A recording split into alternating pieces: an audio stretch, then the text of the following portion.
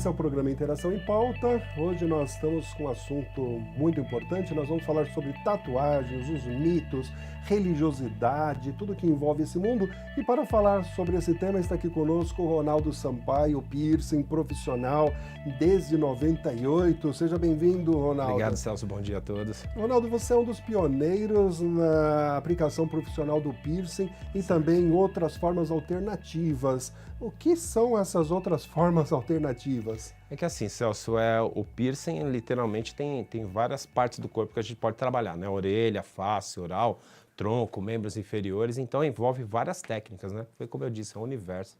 Então, e você já tem mais de 60 mil aplicações, Exato. ou seja, você tem uma larga experiência nesse segmento. Como começou isso? De onde surgiu esta profissão, deu início a tudo isso? Então, Celso, eu desde criança, para ser exato, aos 4 anos de idade, eu gosto de tatuagem, né? Então, eu tenho até uma lembrança da minha mãe nessa época, que eu lembro que eu estava com ela no ônibus, e aí vi um casal todo tatuado e eu fiquei admirado com aquelas pessoas coloridas. E aí eu comecei, né, aquela coisa de moleque, eu sentei de joelho no banco e comecei a olhar para essas pessoas que estavam atrás de mim. E minha mãe assim, meio que me reprimindo. E aí a hora que essas pessoas desceram do ônibus, eu falei para minha mãe, eu falei, quando eu crescer eu vou ser igual a eles. Isso foi na infância. Aí depois já na adolescência, eu comecei a me tatuar de uma forma precoce, né? Minha primeira tatuagem foi aos 13 anos de idade. E depois voltei a me tatuar aos 18, e aí foi aonde eu comecei literalmente a me interessar mesmo pela atividade. Na época eu trabalhava no consulado americano, né, aqui na Padre João Manuel, e ali já tinha vários estúdios de tatuagem, já tinha vários amigos. Então, no meu momento de horário de almoço, né, eu sempre estava dentro dos estúdios, perguntando, investigando, querendo saber a fundo sobre esse universo. E foi a hora que eu comecei a me interessar de verdade, aí fui... Na época comecei fiz um curso, né, de piercing, depois fiz outros cursos de especialização em biossegurança, fisiologia da pele, e aí fui fazendo meu nome, Celso. Com essa experiência toda, você já tem o seu estúdio, é isso? Já estou há 21 anos trabalhando ininterruptamente, fui presidente do Sindicato dos Tatuadores de 2007 a 2011, né, quando foi engavetado, e eu sou um ativista dentro dessa atividade, né, sempre estou buscando melhorar ela, literalmente adequar, porque a gente tem uma realidade aí de muitos estúdios, né? A gente tem uma gama considerável de estúdios irregulares e poucos estúdios, né, com alvará, tudo certinho. Então, nossa luta agora é pela regulamentação da profissão, né, Celso? É uma profissão que está se expandindo e como que você vê o surgimento desses novos tatuadores que estão aparecendo no mercado?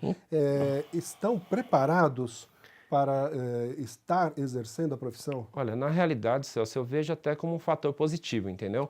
Porque, assim, muitas pessoas às vezes não têm os seus estúdios adequados, né, com alvará sanitário e tudo, mas já tem todo o material correto, trabalham tudo certinho. Então, mesmo como eu falei para você, mesmo às vezes não tendo alvará, essas pessoas já têm a responsabilidade de estar exercendo de forma segura. Mas, infelizmente, a gente vem também com uma outra margem de pessoas que acabam entrando dentro desse universo, né, vamos colocar assim, sem conhecimento de leis, normas, biossegurança, fisiologia da pele. Então, existem coisas que, assim, você não adianta ter um material estéril se você não sabe manipular, né?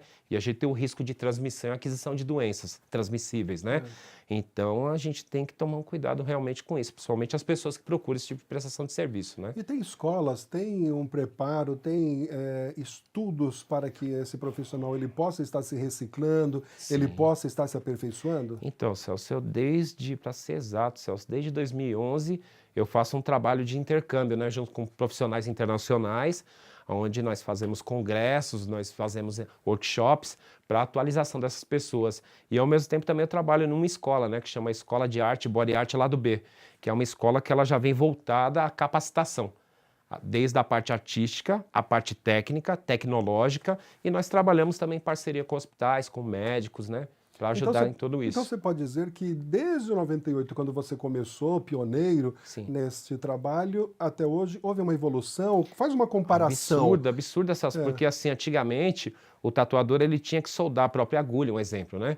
Então ele tinha que entrar em contato com ácido, estanho, ele tinha que fazer a junta entre a haste de aço e a agulha, e aí até essa manipulação, Celso, como a gente está falando de produto químico, então às vezes o risco da inalação desse metal pesado poderia causar danos à saúde do profissional. Então hoje em dia a gente já tem isso tudo pronto. Então a própria Anvisa, né, nós temos uma RDC 55, né, de 2008, que ela regulamenta o material que é passível de uso, né, e seguro para o corpo humano. Conta pra gente um pouquinho do processo. Quando você pensa uma tatuagem, do início, esse processo até a arte final, como que se dá isso? Geralmente, Celso, a gente faz com o cliente um pré-atendimento, né? Tá. Onde a gente vai saber se ele, o que ele quer fazer primeiro, para ver se tem nexo, porque tem muitas coisas que não tem. Só perdão, não querendo te cortar, mas já cortando, você dá sugestão em cima daquilo que o cliente quer? Sim, ou seja, olha, o não trabalho, faz isso, exatamente, um trabalho vai se arrepender. Exatamente, um trabalho de um profissional é exatamente orientar o cliente a maneira segura e adequada de se fazer e às vezes desenhos, né? Que acabam sendo nomes de mulheres, né? De esposas e por aí, porque filho e mãe é pro resto da vida, né? Mas esposa, namorada, isso pode não ser. Acontece da pessoa se arrepender? Colocou, aí a pessoa, não vou me arrepender, e se arrepende? Acontece, Celso, acontece bastante. Então, nós temos dermatologistas que fazem remoção a laser, né, desse tipo de trabalho. Geralmente, eu posso até me atrever a dizer, mas 90% do arrependimento ele está linkado literalmente por exemplo, quando a pessoa vai no estúdio, ela nunca vai sozinha, né? Vai ela e as amigas. Então, quem acaba escolhendo a tatuagem não é a pessoa por si, e sim é uma escolha dos amigos, entendeu? Então, às vezes a gente tem que até isso moderar um pouco, porque quem vai carregar para o resto da vida é a pessoa, né, Celso? Quais os tipos de tatuagem hoje? Tem moda? Tipo, nos anos 80 era X, hoje sim. tem moda. Hoje, e quais os locais mais procurados? Mais procurados? Olha, hoje em dia, mesmo no estúdio, o nosso público forte, Celso, é feminino. Então, 90% do meu público é feminino. E a procura hoje em dia são por tatuagens em arabesco, né? São trabalhos bem delicados, finos. Então, a mulherada gosta bastante desse tipo de trabalho. Normalmente você estava falando que vai um grupo e esse grupo opina entre o desenho ou o local, onde é aplicado? Geralmente as duas coisas, Celso. É a hora que você tem que literalmente dar uma direção para a pessoa. Às vezes tem pessoas que chegam no estúdio, não sabem o que querem fazer, a gente sugere para que ela amadureça a ideia, né? Para que depois venha fazer também. A mesma coisa acontece com piercing, Celso, porque às vezes as pessoas querem ter um piercing no corpo, mas não tem saúde para ter isso e não tem anatomia. Porque o que acontece? Às vezes a orelha, né? A gente tem uma parte de fibrocartilagem, a gente tem uma anatomia, né? Tá. Então, às vezes tem uns formatos de orelhas que não é compatível ao que eles querem fazer. A pessoa às vezes quer ter um piercing na língua, mas tem aftas, tem cáries, tem gengivites. Então, quer dizer, de acordo a tudo isso que a gente presta o serviço. Fora isso também, Celso, a gente tem um acordo consensual, né? Onde a pessoa preenche o cadastro com os dados pessoais e o histórico de saúde. Porque se a pessoa tem alguma doença, né? Infecto-contagiosa ou qualquer outra que a gente olhe que possa colocar em xeque nosso trabalho, nós pedimos autorização dos médicos, né? Um exemplo, um portador de hepatites virais, uma pessoa com HIV. Geralmente, Celso, as pessoas que geralmente têm doença, elas têm um preconceito da própria doença que têm. Então, é muito comum, Celso, as pessoas colocarem no cadastro que não tem nada. Então, por isso a importância da gente ser treinados, né, nessa parte de biossegurança, de fisiologia da pele, até primeiros socorros, porque conforme você recebe esse tipo de educação, você aprende a tratar todos como infectados em potencial, porque a doença ela não tem cara, né, Celso? E a pessoa também não se manifesta, acaba sonegando. Ou às vezes não sabe a que informação. tem, às vezes nem sabe que tem a doença, entendeu, Celso? Então, eu procuro muito trabalhar em cima dessa coisa de cicatrização, olhar para as informações que a pessoa já tem no corpo, para ver se não tem algum tipo de anomalia, né, secretamento, alguma coisa, e para derrubar todo tipo de chance de uma inflamação, até mesmo uma infecção, eu trabalho com metal chamado titânio, né? Que é um metal amplamente utilizado isso em hospitais, né, para reparos, riscos, né, de fraturas, até mesmo implantes dentários. Então, um metal que ele tem quase 100% de biocompatibilidade com o organismo humano. Então, esse é o melhor metal para se aplicar. E você estava falando, inclusive, que hoje os equipamentos eles mais modernos, eles facilitam até o seu trabalho. Sim. E o material também que é utilizado. Você trouxe e poderia demonstrar para a gente o que é que você tem aí? Então, hoje em dia mesmo, Celso, ó, tudo que a gente utiliza, eles vêm com o respaldo da Anvisa. Até mesmo a tinta de tatuagem, Celso, ó. É uma tinta que contém validade, né? Contém a bula do material, a maneira correta de utilizar. Então, os materiais hoje foi o que eu falei para o senhor, ó. Geralmente tudo descartável, Celso, certo? Tudo descartável. Então, todo esse material é aberto na frente do cliente. Terminou o procedimento, Celso, tudo isso é descartado na frente, que é uma obrigatoriedade. Eu não aceitaria, um exemplo, ir no hospital e tomar uma injeção a qual eu não observasse sendo aberto a seringa e a ampola, né?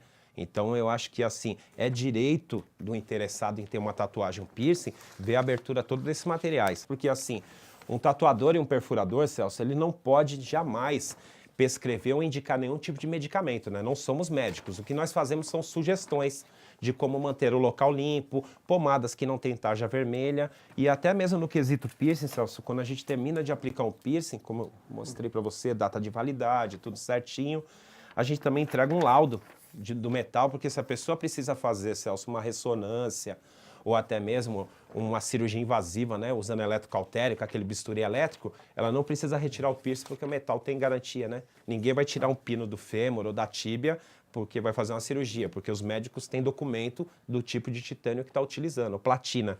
E aqui é tudo, né? O que o profissional deve fazer. Isso daqui são capas que é utilizado nos cabos, né, no clipcord. Isso é uma capa que é utilizado na máquina. Então, tudo isso é passivo de contato com o fluido biológico. Então, o risco de disseminação de doença ele não está linkado só no momento da tatuagem ali, até mesmo nos equipamentos que devem ser isolados. Porque eu não quero com meus filhos, eu jamais vou fazer com o filho de ninguém. Eu acho que é uma questão até antes de qualquer tipo de ética, né? De uma profissão, de um ofício, é você ter respeito pela saúde humana. Então, por isso que eu não paro de estudar. Viajo o Brasil inteiro, fora do Brasil, para buscar informação, exatamente para colocar segurança na minha prestação de serviço. Então, com todo esse equipamento, um tatuador já com uma larga experiência, ele pode desempenhar muito bem o seu papel e com segurança. Pode. Em qualquer parte do corpo em qualquer parte do corpo pode ser feito, lógico. Existem algumas restrições, né? Foi o que eu falei, se a pessoa às vezes tem alguma mancha na pele, que nem agora mesmo a gente está trabalhando junto com uma ONG, né, voltado ao câncer de pele, ao melaloma, né? Então, a gente também está sendo educado em relação a até mesmo não criar um diagnóstico, mas a gente tem como fazer o quê? Observar a pele, ver a alteração dessa mancha, porque às vezes a gente vê uma mancha escura, pinta de nascença, pode não ser arriscada, mas mesmo não sendo arriscada, a gente acaba sugerindo aos profissionais que façam isso ao redor, Celso, nunca em cima da mancha, porque pode ser uma mancha comum, uma mancha de pele, mas pode ser uma mancha espelhada, o que pode ser um câncer e acabar agravando, né, a doença.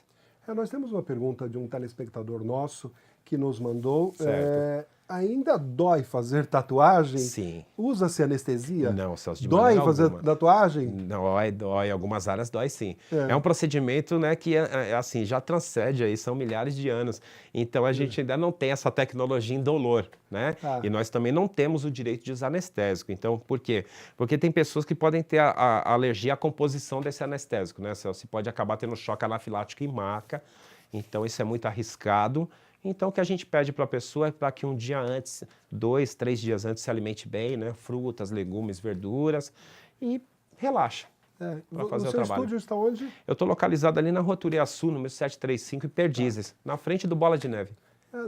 Falou em bola de neve, nós vamos entrar numa questão aqui agora um pouco polêmica. Sem problema. Nós queremos saber a respeito de religiosidade e tatuagem. Certo. São duas coisas que caminham juntas?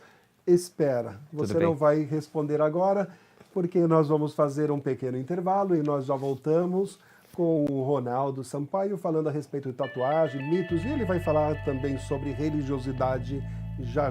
Se você está gostando do nosso programa, é só curtir, se inscreva em nosso canal e compartilhe com os seus amigos.